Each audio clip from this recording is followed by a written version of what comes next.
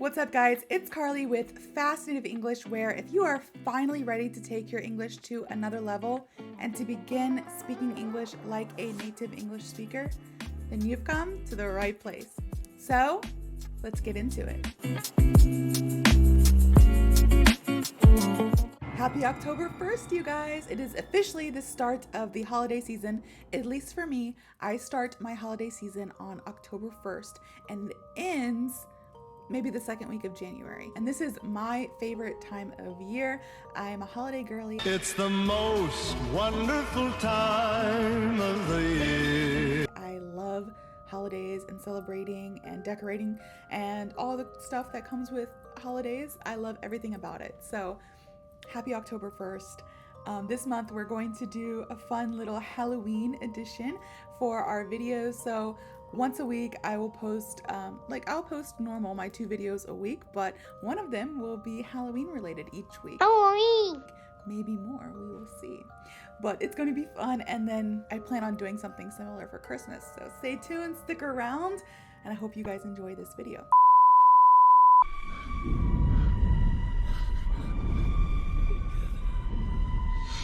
All right, so the idiom I have for you all today in honor of spooky season is skeleton in the closet.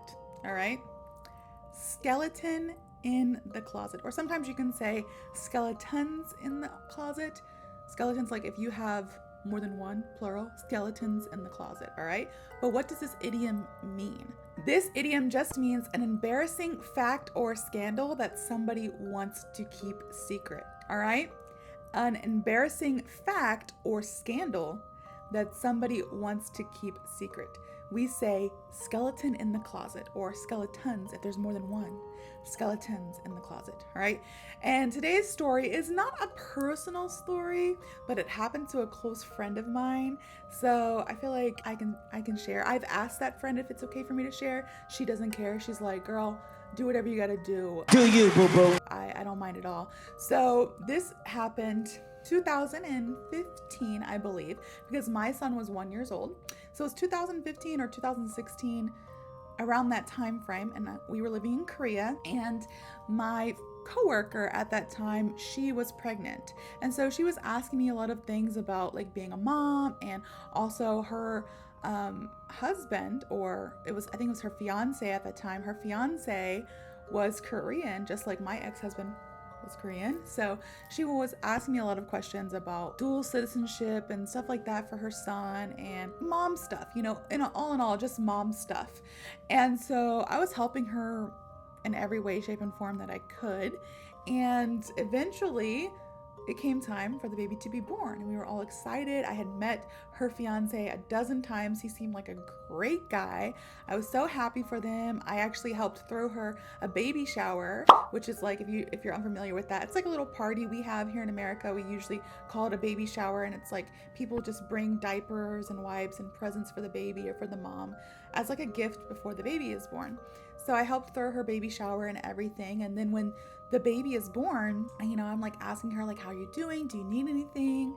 And she's like, no response, nothing. So I'm thinking the worst. I'm like, oh my goodness, like, is everything okay? So I asked my boss, like, hey, have you heard from her? My boss is like, actually, I haven't heard anything. I'm probably gonna go to the hospital. I want to make sure everything's okay.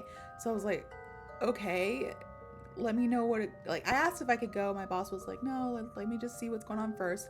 And then I was like, okay, well, keep me posted. Like, let me know what's going on. 2 weeks later, 2 weeks go by. We don't know what's happening to this girl. Come to find out, she goes to give birth.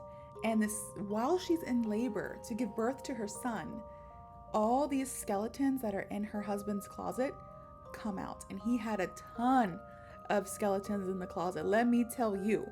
Turns out I feel like we need to have some tea. Like, I have my little pumpkin mug with some coffee in it. Like, this is the tea. That's another expression we use here in America when we're telling some drama that we want to share with our friends. We have some drama, we say, I got the tea.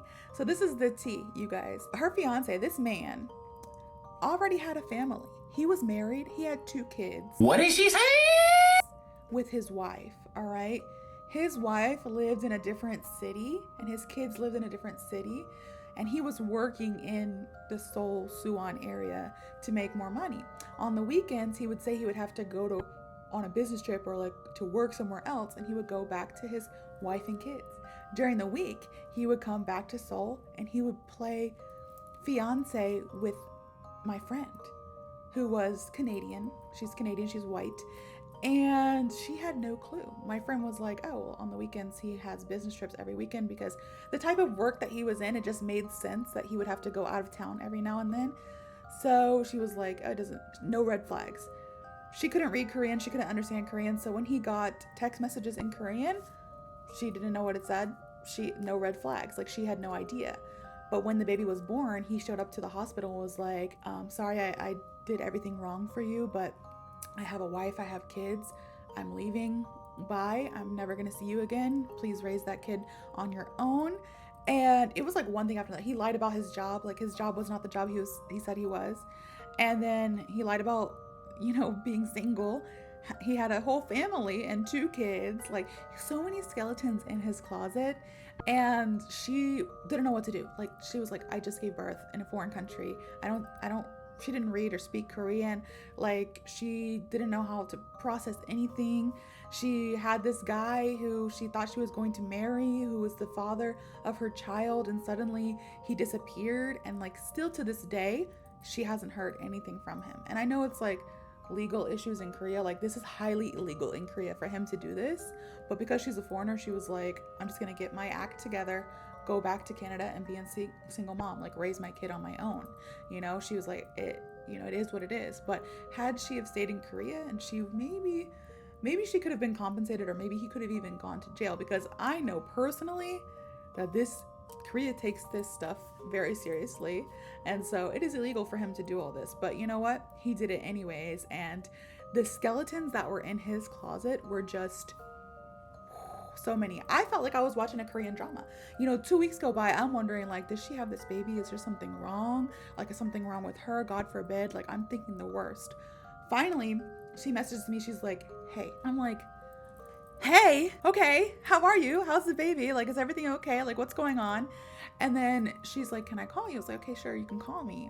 She calls me, she tells me all this, and like in my mind is like a Korean drama.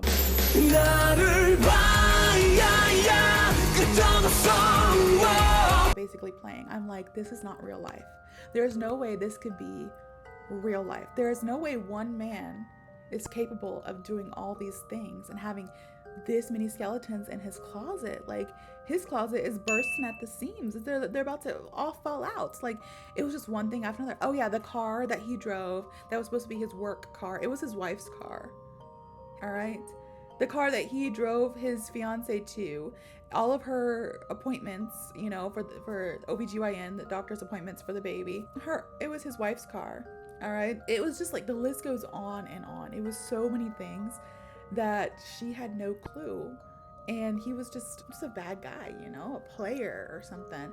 And I really thought, like, I felt for her. And like, of course, the whole academy, like, we came together, we helped her out, we bought her a bunch of stuff for the baby, we helped her get a flight ticket back to Canada, get everything sorted so she can go back to family. And now she's doing great. And I think she just recently she got engaged to a really good guy. That was like 7 years ago now, so 7 or 8 years ago, so life is looking better for her. But during that time, I was just like, this is impossible. This literally seems like the stuff that you see on TV, and this is happening in real life to a friend that's like close to me. And there's this guy who's like totally two-timing her, and all these things that just like, it just keeps getting worse and worse and worse and worse. These things that he was saying to her, and then just leaves. He ghosted her. All right, which means he disappeared. He has had no contact with her. He ghosted her. I might do a video on that too. That's a good one for Halloween. Stay tuned. But he did have a lot of skeletons in his closet. So you know what? Good for her. She dodged a bullet with that one. He is not a good guy. So I hope you guys have a better understanding of this idiom, skeletons in the closet. If you do, please like, comment, and subscribe. And I hope to see you all in the next video.